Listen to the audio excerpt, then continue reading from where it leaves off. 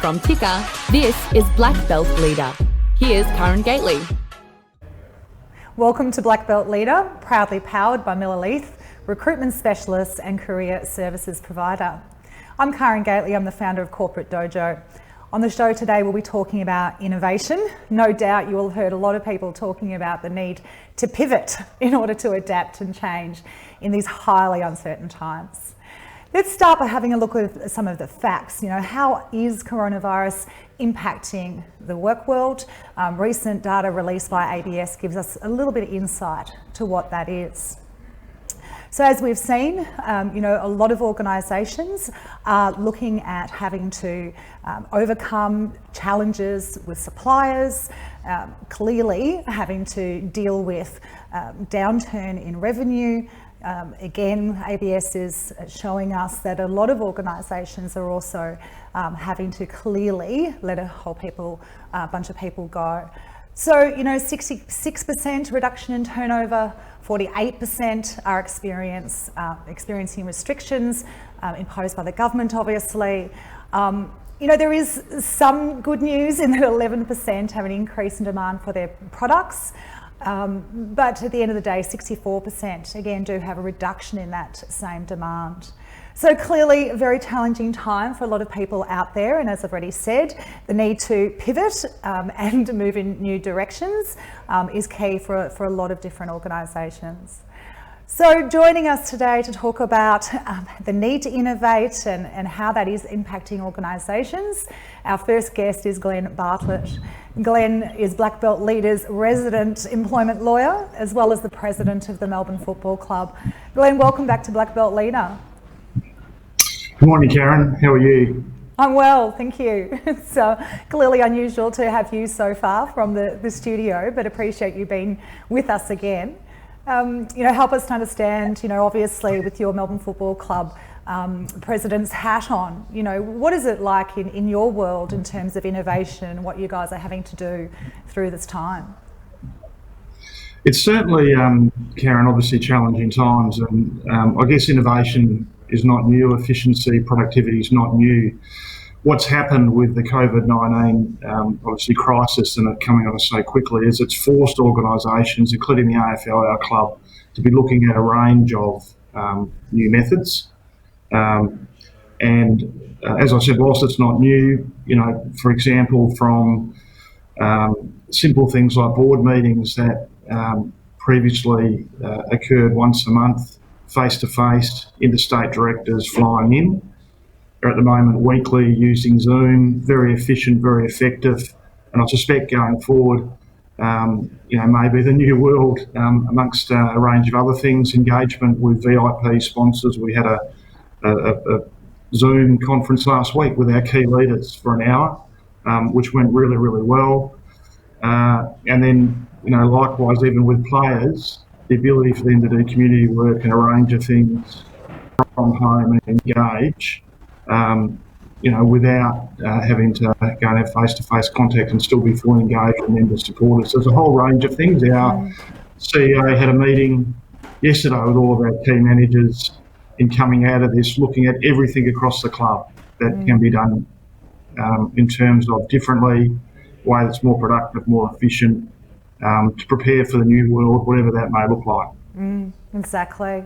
So, as obviously the president of that organisation and a key senior leader, what are you observing about the mindsets of your team around that, in terms of how readily are people saying, okay, let's think outside the square?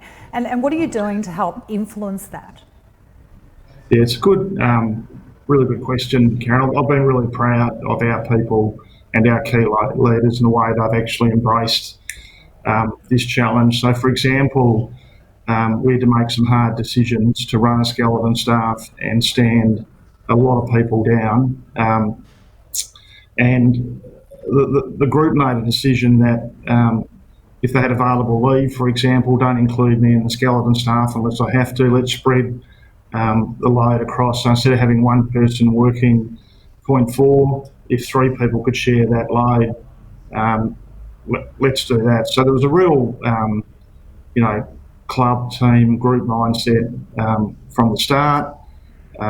Everyone's been working really hard, adapting. From my point of view, we set some guiding principles, not just our club values, but some guiding principles on how we're going to deal with these issues, which on benefit of hindsight now, I think was a really smart thing to do, because it's given us guideposts to go back to. And the first guiding principle was to protect our people and do whatever we can to protect our people. Secondly, to protect jobs wherever possible, and obviously to ensure the ongoing viability of the club. So there was 6 guiding principles, but the way our people have embraced it, our leadership have embraced it, individuals have come forward and offered cuts beyond what we'd asked for.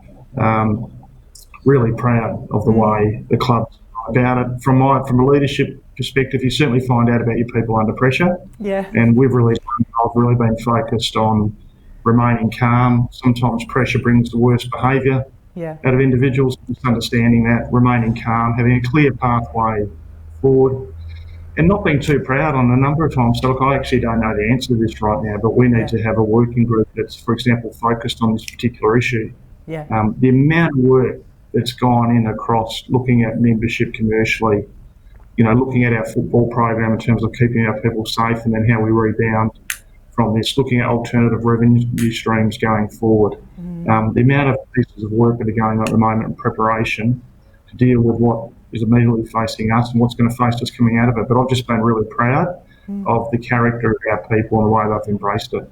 Well, I think you've hit the nail on the head right there. It is a reflection of character, isn't it?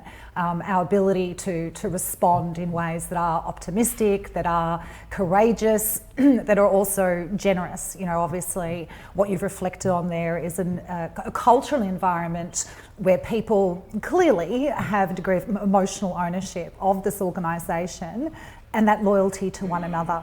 So I think that's clearly a credit to the work that's been done, no doubt, before this period, to allow your team to be, in that headspace and wanting to support one another.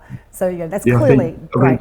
I think that's a really good observation. There was a lot of work that went into our club values, our behaviours, for a number of years before this, which again has, benefit behind, so it's held a good stead. When we've faced this crisis, and it hasn't been easy at a whole lot of levels. It's come upon us quickly. Yeah, we've never had to deal with anything like this before. Yes, we've had to deal. A number of us on the board, for example, had to deal with crises before, whether it was on the back of the GFC and other things. But this is very different, and it came upon us very quickly. Absolutely, and that'd be my observation as well. Is the time frame within which organisations are having to challenge their reality, think outside the square, and implement new ways of working is clearly incredibly tight.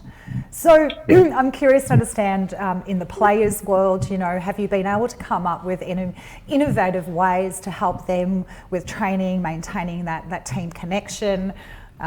Keeping sharp for when they are allowed to run back onto the field? Yeah, well, without giving too many trade secrets away, fair.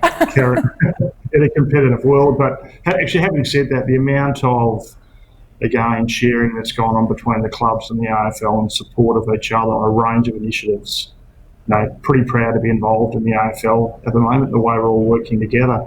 Look, we've got a working party that's been working on that, the players' side from day one, from protecting them, keeping them safe from a health and wellbeing, mental health perspective, keeping them engaged.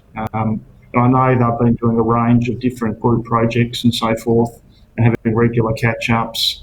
They've got individual programs. They hit the season in really, really good shape physically. So we're obviously very keen that that's not lost and being maintained and ready for, we're expecting, 3 or 4 weeks sort of notice of the restart of the season. Okay. So we need to, the players, their mindset has to be like still on the cusp of the season. And we're going to probably get the green light, and there'll be 3 or 4 weeks of intensive training to get them ready for what effectively is round 2. So, I'm not personally, obviously involved in a lot of those conversations in my role, but I do know the level and the amount of work that's going on by our head of football, Josh Marnie, our senior coach, Simon Goodwin. Very much don't waste a good crisis, don't waste a minute in getting ourselves ready to bounce out of this in much better shape. And again, the exercises, the group work, the whole mental approach. I mean, I have been really proud of our leaders, the way they've gone about it, and the way they've embraced this, which is a very difficult challenge. Absolutely. And again, what I'm hearing you talk about there is a very keen focus on our mental well-being. Clearly, it's obvious to state that for a footballer to be at their best, a football team to be at their best, their mental state has a massive role to play. But clearly, there is a lesson in that for all leaders and all types of organisations that, when we start to erode that mental strength and mindset, then clearly the comeback is a lot more challenging. Again, really glad to hear that focus. What are you seeing in, your world of Bartlett Workplace and the work that you're doing with your clients? Where are you seeing innovative approaches, or even where are you, as a business yourself, finding yourselves, shifting tack and doing things differently? Yeah, it's a good question. The current climate forces it. And if I'd probably just start by, in the enterprise bargaining space, some years ago I won a government tender on the topic of how can you be innovative in enterprise bargaining for the benefit of the employer and employees. Great and we put example. a lot of work into the use of technology, different methods outside of just getting in disputes and going down a Fair Work Commission, different methods to facilitate agreement, a lot of work into technology around document management, use of social media platforms to communication. And it's interesting, won the tender. It was a very competitive tender. I won the tender, went to the first meeting with the management steering committee, and they just said, look, Glenn, just park all of that. We just want to talk to you about how we're going to go about this. And there was none of the innovation in the approach. Went to the second meeting, I had another go at it, and I could sense I was starting to irritate, just going to park it. And one of my colleagues, we'll call her Mel because it's her name, said to me before the third meeting, Glenn, just drop it. They want to go the same old way. They don't want to be innovative. They don't want to use technology. Take the same old approach. And of course, you end up getting a similar result taking the same approach. So that's what happened now in the current world. That's really no longer an option. To survive and to be healthy in a new competitive world, that whole space of innovation technology, particularly in enterprise bargaining, particularly in dealing with people. So the Fair Work Commission requires, if you're going to have a discipline process, face-to-face meetings as part of, you can't discipline people by email or text message, or you can, but it's not going to go well for you. So there's need for information. Now, in the new world, I mentioned board meetings. I used to really require face-to-face meetings. Didn't even like interstate directors dialing in. I've already become very comfortable. And in the new world, what we're seeing is, the use of platforms like we're using now, face-to-face discussions with team members can be done by video. Even telephone's better than text messaging or email. There's a lot of work being done on, again, it's been forced now. Have we got the best employment model going forward? What else can we do, in terms of our practices that make it, more efficient the way we manage things? Because we have to, and we're going to have to. So I'm seeing a lot of, at the moment, I heard a pretty good saying the other day, when Rome's burning, stop trying to redesign the sprinkler system. So we're seeing a lot of focus right at the moment on, how do we survive and get through this? Yeah. But already I'm starting to see a shift with clients and our football club of OK. We're really looking at how we come out of this. How can we come out a stronger, better organisation? Yep, we're going to have to be skinnier, more efficient. So we have to use technology. We have to use different methods. Absolutely. Whereas prior to this, while some organisations were doing it, as I said, innovation's not new. Prior to this, there probably, in a lot of cases, wasn't the compelling nature. Now we're compelled to look at it and do it. Absolutely. And, that takes my mind to the importance of having a culture that is, up for innovation. One where we don't have a whole bunch of sacred cows and protected species and, things that we're not allowed to challenge. And, so when organisations actually want that from their people and genuinely are willing to hear those insights, they're entirely more likely to find new ways of getting through. So it takes me back to the example you shared earlier where, well done as a starting point. You were clearly working hard to try and save that organisation from themselves. But the reality is if people do feel safe and certain in those known ways of doing things and don't want to think beyond that, then clearly it can hold organisations in space that is not sustainable. So, again, help me understand what you're saying, with culture or organisations that are innovative and doing that well. What are some of the cultural attributes you observe? I think definitely, a collegiate approach, an approach that's encouraging people to question, come up with new ideas and thinking about rewarding that. My least favourite answer or statement at the moment is, no, we're doing it this way because we always have done it this way. I've said a number of times, that's no longer an acceptable answer in the new world. So explain, please explain. Definitely those organisations that are very clear on their core values, where the priorities are going forward, working through in an organised way the decisions they need to make, rather than, for example, the easiest thing to do in the current situation is go, geez, we really have to take some cost out of the business. Let's cut 25% of jobs. Yep. For argument. Now that might not be a smart thing to do at all, because let's be honest, we still don't know how long this is going to go on for, how we're going to come out of the current crisis, and so focusing on, a range of other options to buy some time, a range of other options to do things differently. Definitely, the online world, video conferencing world, etc., in different ways was happening, but it's gone to what I'm seeing every day now. It's gone to another level. Absolutely. It's unless you actually have to go and have a face-to-face meeting. Yeah. It's pretty much not happening. And from a work point of view, work's still ticking over. I mean, the work that needs to be done, legal advice. Even a number of the tribunals and courts are dealing with things on the papers or by video and postponing face-to-face hearings Absolutely. and mediation. So people are adapting all over the place. I think the best organisations have an open and collaborative mindset, and that I don't have all the answers, so let's use the team. Let's really work together on a call like this, and let's work out the best approach. So the organisations with that kind of collaborative culture at the moment, I think are in the best shape to tackle what we're dealing with.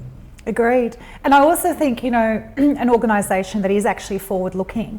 I've spoken to a number of organisations where their immediate response is, we just have to wait.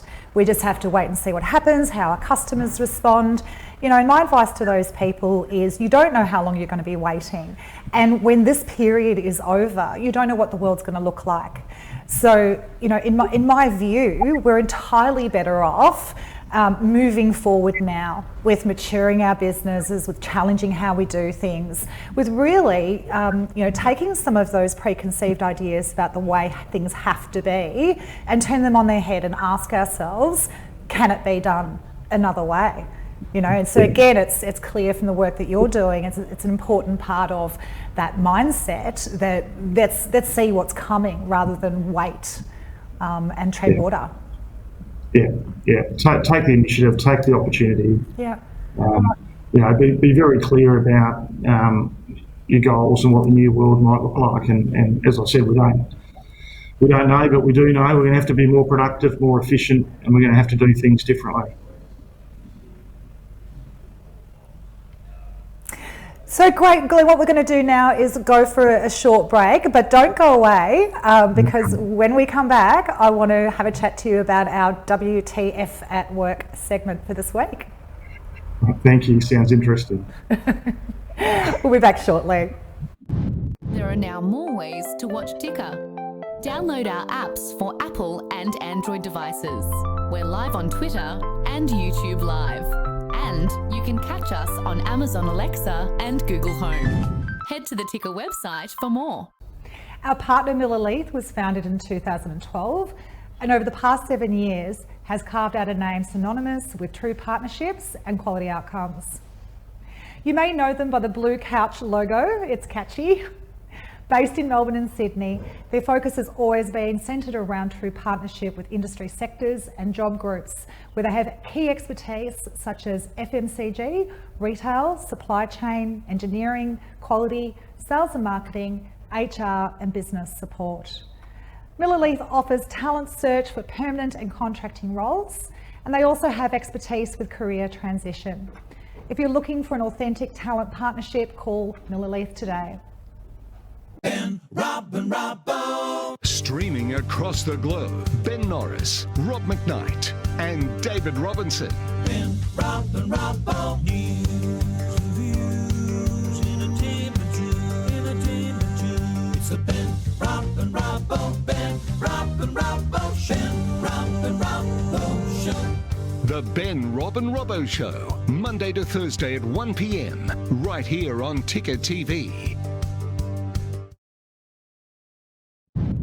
From Ticker, this is Black Belt Leader. Here's Karen Gately. And now for our WTF at Work segment. Say what? This is a moment where I ask our guests to share their views on crazy workplace scenarios. Many of the scenarios we'll be sharing, we've actually had some involvement in. So they're things that have happened where our clients have called us and asked for advice, or we've been there and we've seen it happen. And equally, we'll also leverage the online world where people share these scenarios as well. So we're going to invite Glenn back to join us now. And Glenn, we're going to put the scenario to you. And I'd really appreciate it if you could just give us your immediate reaction as both a leader and clearly with your employment law hat on. So a manager was having a conversation with a team member who proceeded to accidentally drop a bag of cocaine at the manager's feet. When the manager quite reasonably asked, WTF? The team member responded, I bought it for so-and-so, who's a director of the business. So, Glenn, that manager called me and asked me what they should do. What is your reaction to that? Oh, well, we're clearly dealing with a situation of possession of a substance, unlawful conduct, criminal conduct in the workplace. The manager immediately should conduct an investigation, whether that's somebody independent or in-house, who takes the statements, gathers the facts, gets the allegations and puts them to the respondent director, and then makes a decision on what the outcome. But really, if the facts are what they look like, we're dealing with two employees that have engaged in serious misconduct. And then a separate issue is whether the matter is referred to the police, in this case, I presume Victoria Police. And that's a decision ultimately for employees. In most cases, there are some serious offences where naturally it involve the police straight away, but this is one where you've done your investigation, got your statements, made a decision, you could send the file off then to Victoria Police for the criminal process. Where some employers get in a bit of strife, Karen, is at that point, early point, they say, oh, hang on a minute, let's involve the police at this point in time to do the investigation and process. And of course, that can take the police some time. And in the meantime, you can have an employee, for example, suspended on full pay, and we're waiting for the police outcome. And of course, the standards, urgency, etc., are different to the employment context. So I had a matter where an employer did that, and the employee was a school teacher, was still suspended on full pay 2 years later, and the school hadn't dealt with it at that point in time in terms of their HR process. So, the initial thing is immediately stop. I'd require that employee probably to go to an office to provide a statement, immediately appoint an investigator, get that employee statement, evidence, any other evidence, and then follow your process, which should happen quickly, where the director's informed there's some serious allegations to put to them, and those allegations are put.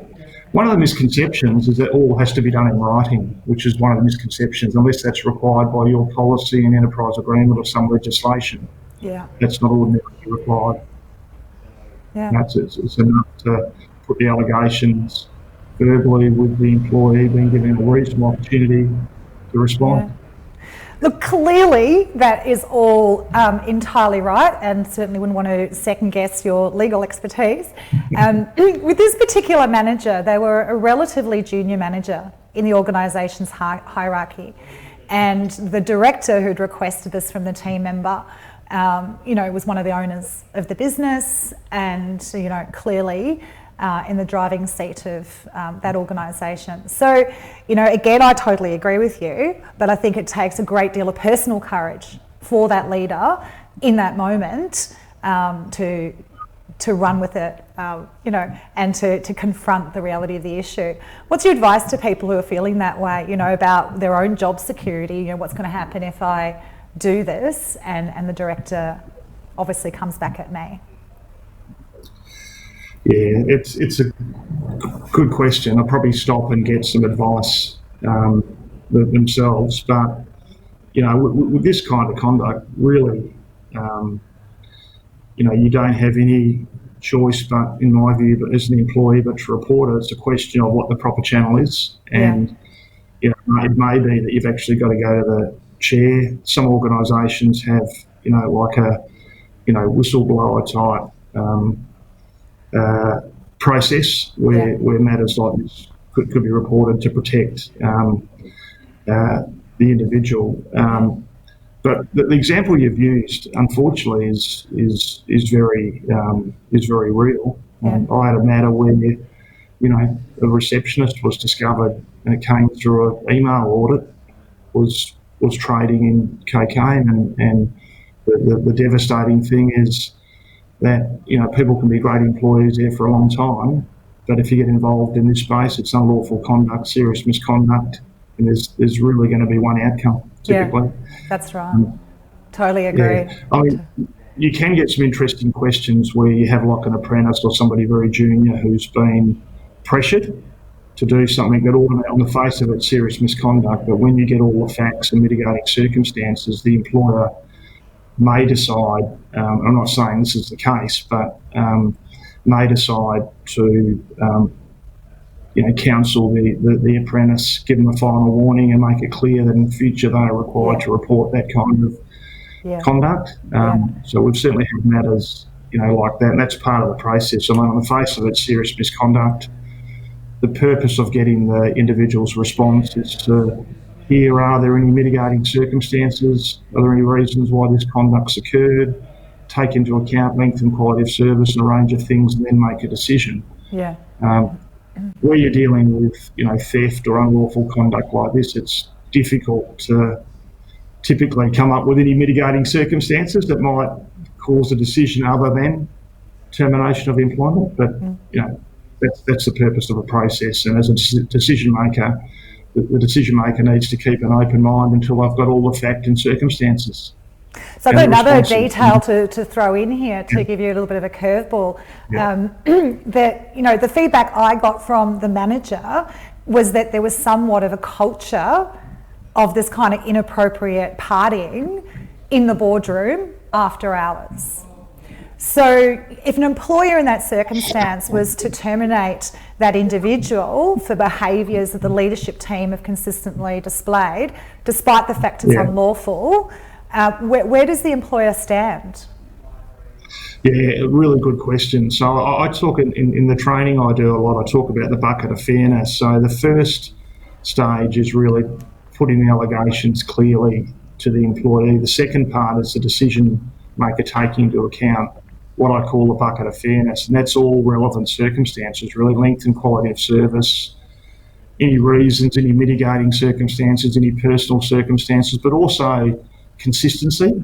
Yeah. You know, how has the organisation treated this situation? Is the organisation been consistent?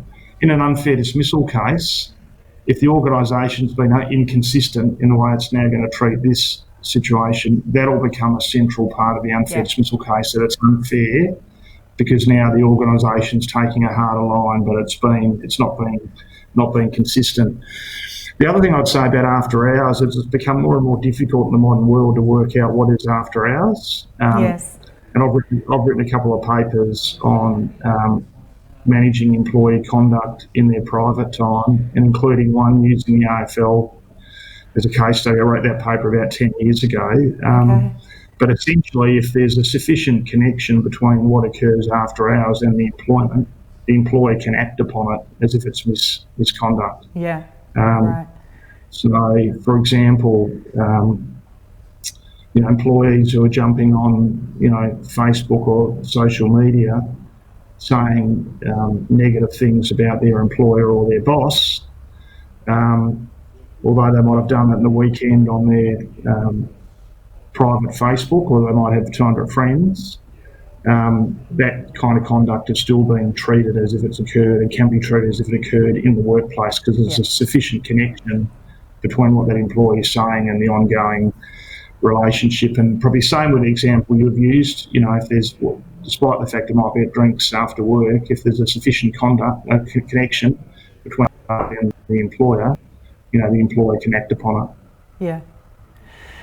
So thank you so much. Really do appreciate sharing your views, obviously, on that particular scenario, but also innovation, because as we're saying, now is a very different, unusual, challenging time for a lot of organisations, and that mental agility, that culture of, think outside the square, find new ways is so powerful. So really do appreciate your views on that. Can you remind our viewers, where can they find out more about Bartlett Workplace and the work that you guys do? Sorry, thanks, Karen. Really always great to talk with you. Well, Bartlett Workplace, what we're doing on our website, if you Google Bartlett Workplace, there's a lot of information about our range of services.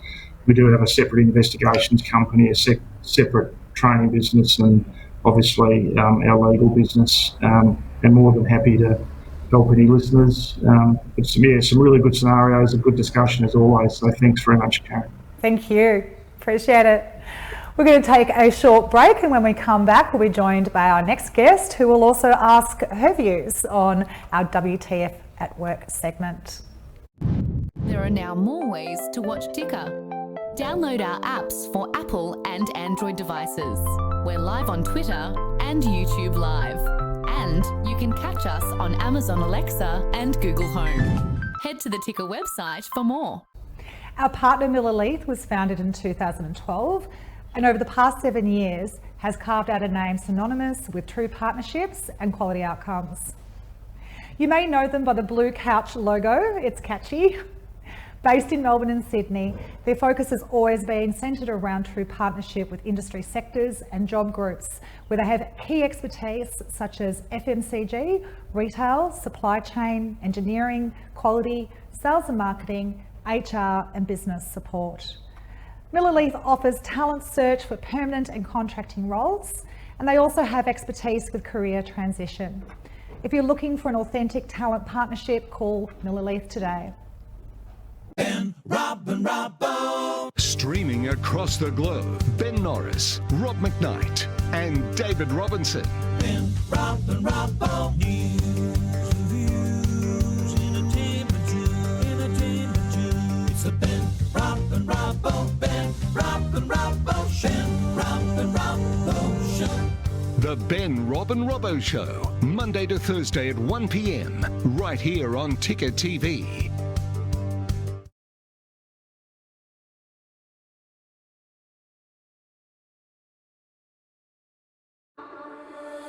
The food and drink industry is right in the crosshairs of this health epidemic, but there is a silver lining. Hey! I'm Wendy Hargraves, And on the brand new Bread and Butter show, we're delving into the business of food and drink. Chopping it up finely and putting it on. Australians have always led the way in food and wine, from our amazing chefs and restaurants to primary producers and food makers. Bread and Butter will go behind the scenes with industry leaders, find out how they built their businesses and what they're doing to survive and even thrive through COVID-19. I'll have a vision and I'll stick to it. Bread and Butter, starting soon on Ticker. From Ticker, this is Black Belt Leader. Here's Karen Gately. Welcome back to Black Belt Leader. Next, we're joined by Sandra Colvert. Sandra is the Director and a Facilitator at Coachability. Sandra will be sharing her observations of the types of innovations happening out there, including a couple of case studies. Sandra, welcome to Black Belt Leader. Thank you. I'm excited to be here.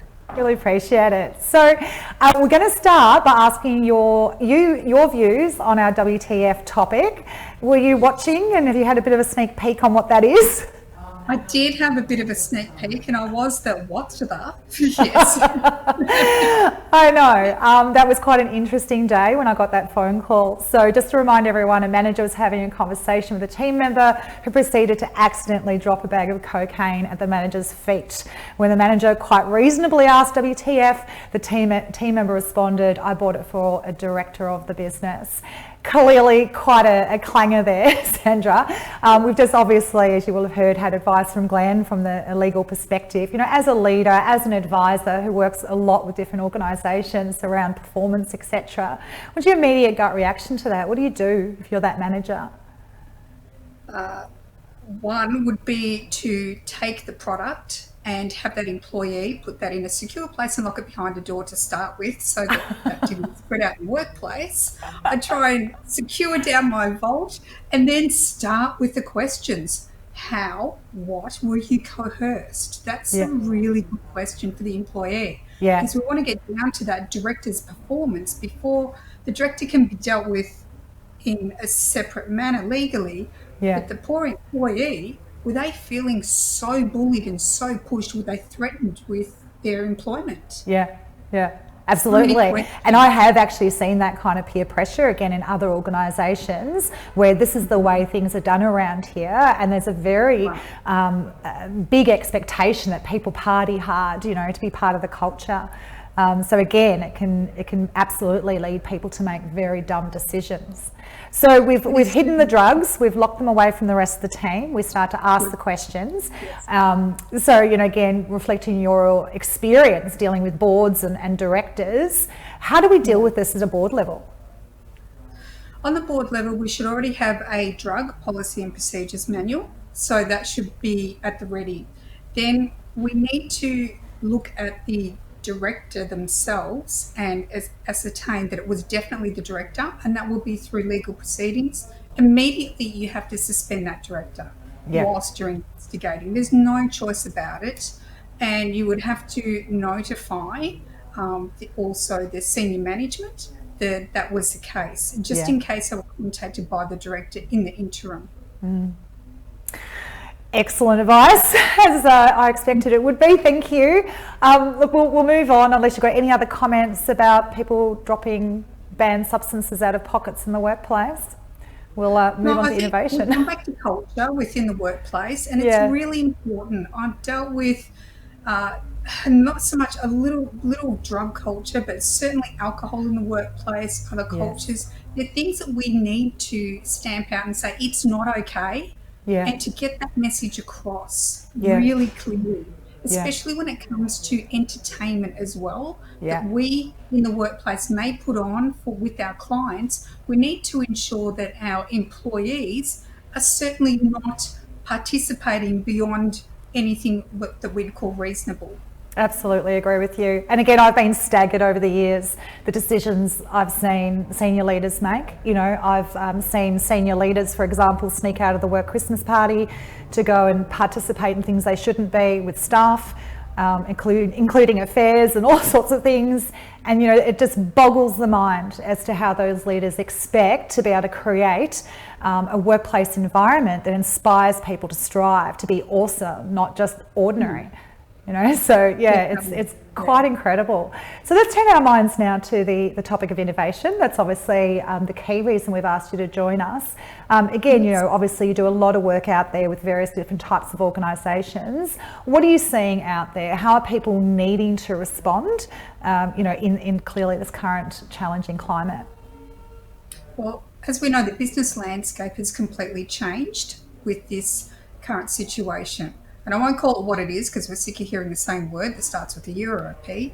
But what comes out of this is it disruption? It's actually so much greater than that at the moment. It's like a giant eruption that's happened. And it's really put a shock bolt through business. But it's also given us the ability to capture this moment and to really go back and harness and look at what are we doing?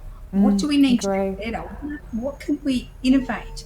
And we see two types coming out of that at the moment. So around business, we see the temporary innovation and the permanent. The temporary ones are those just doing a quick survival. Hey, this isn't our normal business, but we can use an app or we can use some technology and we can produce something that will keep us with some cash flow, keep our employees in a role to see that through. I mean, that's great if they can. Some examples of that is F1.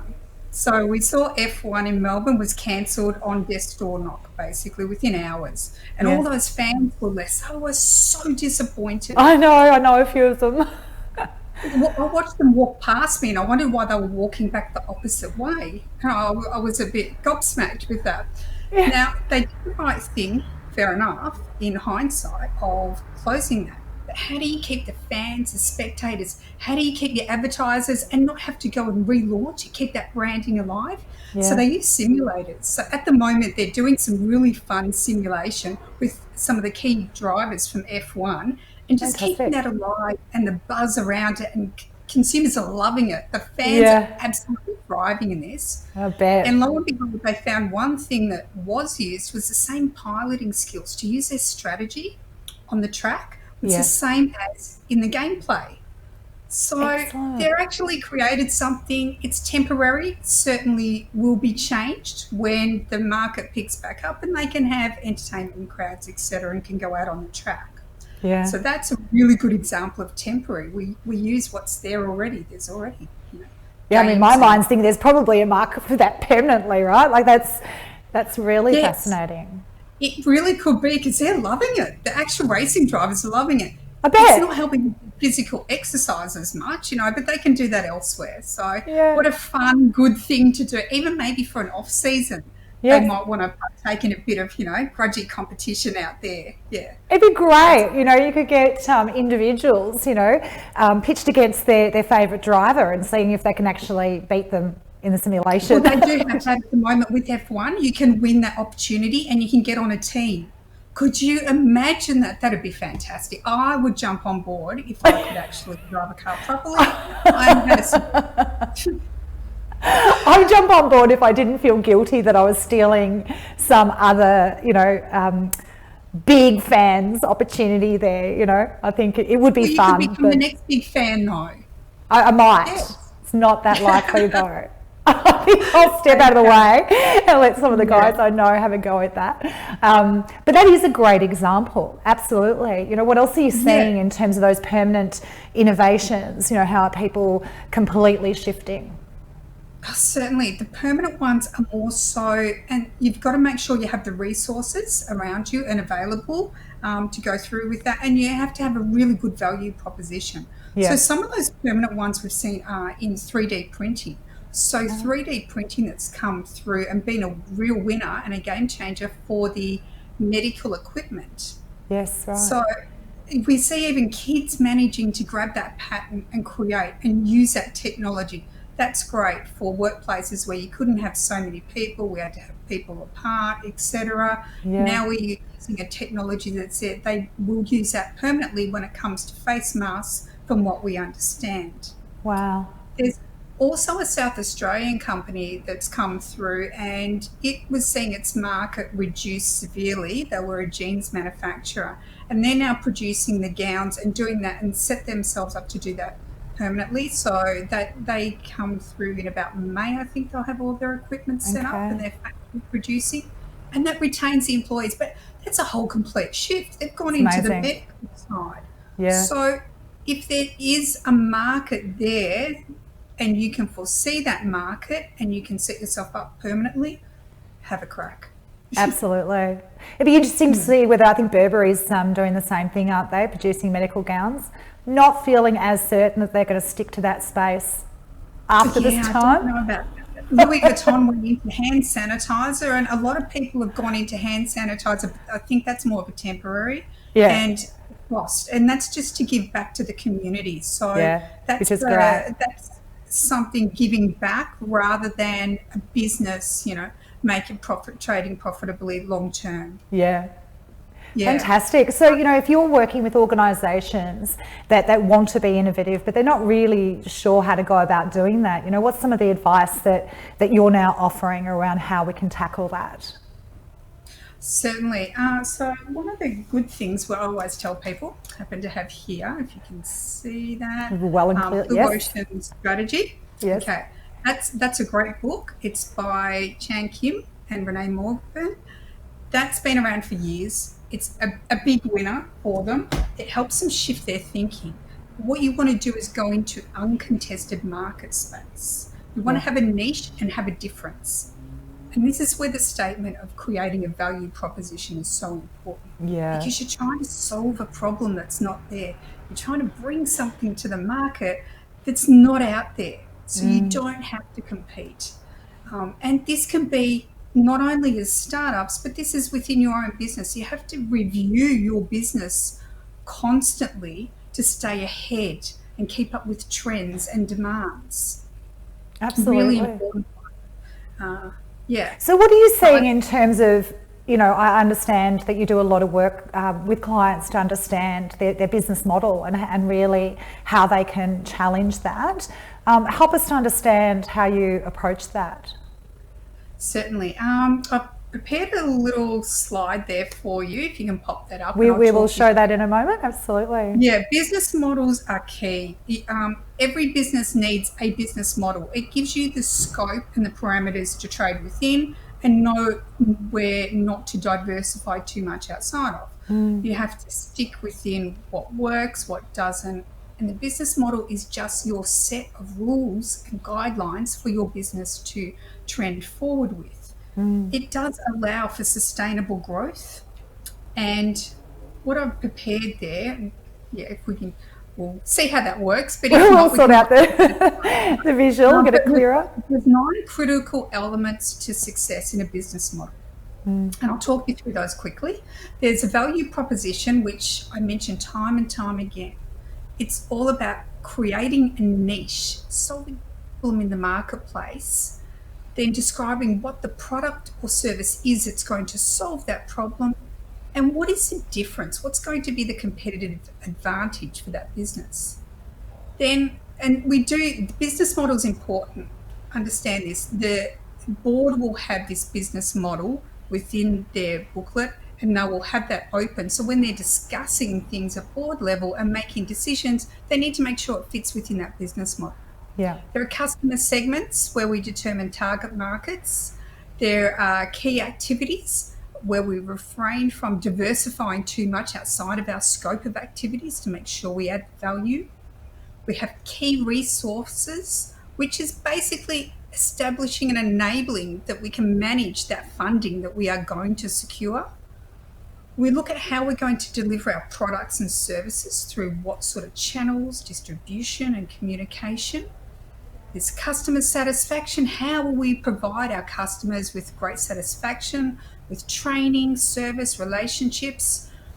We look at who our key partners are. We just identify what do we need to secure that's outsourced in the way of terms of resources that are required to operate. We have revenue streams. So what pricing methodology? So are you going to tell the customer what they're going to pay, or are you going to see what the customer is willing to pay? That's a better idea. Cost structure, managing the key drivers, the most important costs, the most expensive, and reviewing that cost structure because that's constantly changing too. Yeah, absolutely. That's one of the keys. Business models. Look, we see 99% of startups have to change their business model. Yeah. They come up with a great innovation, but they don't have the right business model. It's just reviewing that. Yeah, you might only need a slight tweak, or you might need a complete overhaul as how they were going to market, but that's how they create sustainable long-term growth. Absolutely, and that's a great model. Thank you for sharing that, because again, I think that gives people a great roadmap. What are the pieces that I need to really challenge and look at? I had a conversation just the other day around this point with a person who had come up with a great concept. But my first question to them was, who's paying you? Because what was obvious to me is the person who was going to be receiving the service was not necessarily going to be the person paying for the service, because in this particular case, it was for youth, it was for younger people. So, my question was, who's paying you? Is it mum and dad? Is it school? Is it the broader community? As just one starting point to figure out, how do I actually talk to that person about what the value of this is, how that's going to work, how am I going to manage a relationship with that stakeholder, not just the receiver of our service. So again, when I was reflecting on your model there, it was that client was in the forefront of my mind, is to being able to work through each of those steps and really challenge it. Because I think often we get a great idea, we get excited, and we just start sprinting down the road and work out other stuff later, which takes me into a question around startups. Again, I'm aware you do a lot of work with startups, and some of those people will have just launched, and then here we are. And obviously I'm sitting in Ticker right now, and that's clearly a startup business itself, thriving, I might add, so really glad about that. But what are you talking to startups about in this time? Startups are in a world of pain. They're so confused that you hear them so many times. Do I stop? Do I continue? What do I do? What's going to happen with the market? Yeah. No one can give an accurate answer and say, on November 24 or May 21 or anything else, the economy will miraculously turn around. No, we can't. What we do have a few things for them. I always say, number one, put the food on the table. Please make sure you can keep yourself going during this. We don't stop with our startup at all. We continue, because there's so much we can do behind the scenes. What we do is we put the launch on hold if you haven't launched. If you have launched, then you need to continue with that business, but look at other things from behind the scenes, which is update your forecast, revise how you're going to market, especially during this current period, establish your policies and procedures. You need to seek your R&D grants and make sure that you go and see your tax agent before you do that, because we see many of them register those under the wrong entity. So please go and see your tax agent. We research what board you need to support you, because you need a lot of support at this moment. It's so important out there. Absolutely. So what type of board do you need? An advisory board or a board of directors? And engage them. Yes. We're all in this together, as I say.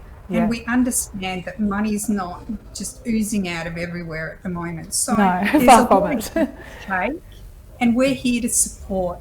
And we old wise heads don't want to see brilliant innovations stop. We don't want to see them fail or put aside, or somebody throw it in the bin and say, oh, well, I couldn't afford it.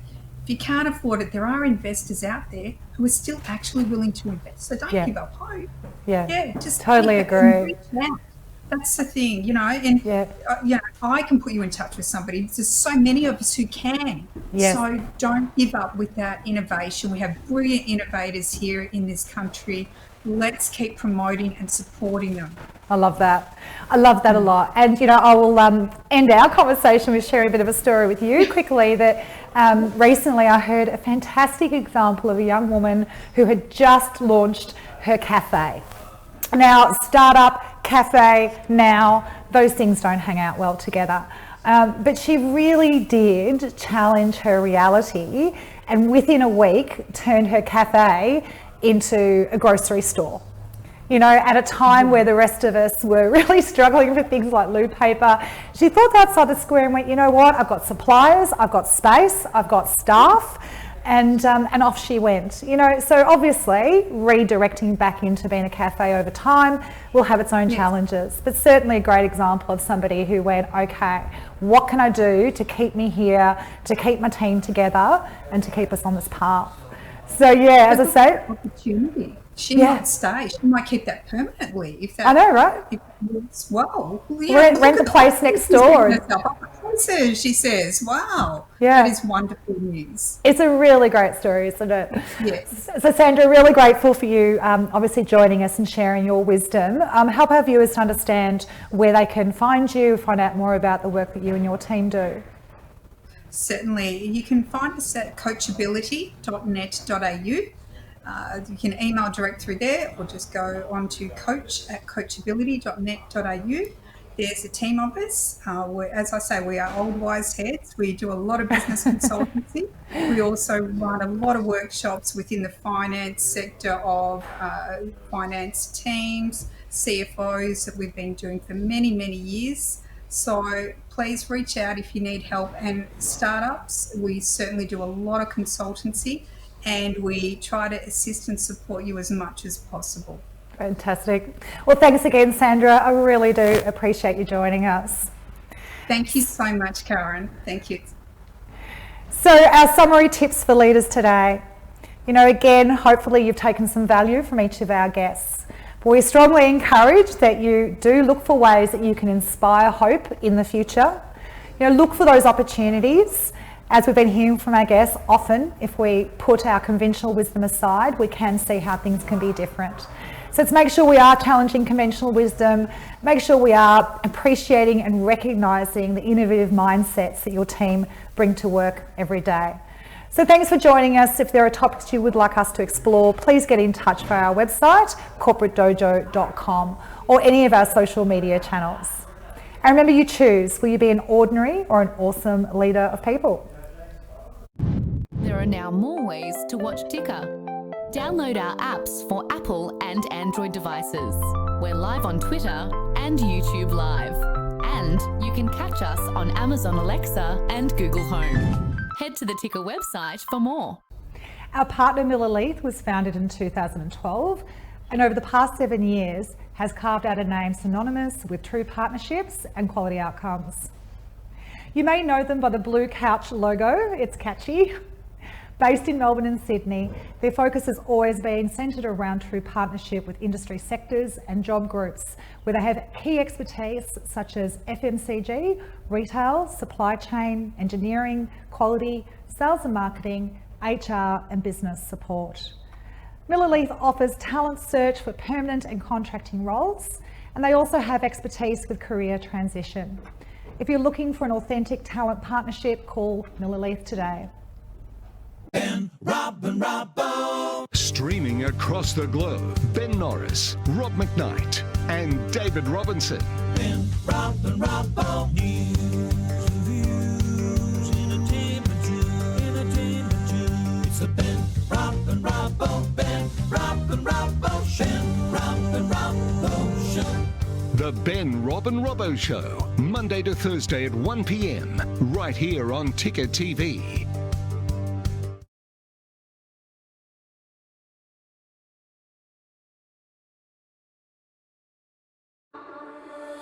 The food and drink industry is right in the crosshairs of this health epidemic, but there is a silver lining. Hey.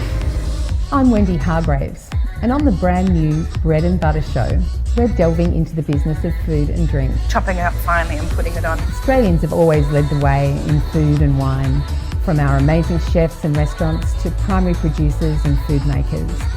Bread and Butter will go behind the scenes with industry leaders, find out how they built their businesses, and what they're doing to survive and even thrive through COVID-19. I'll have a vision and I'll stick to it. Bread and Butter, starting soon on Ticker.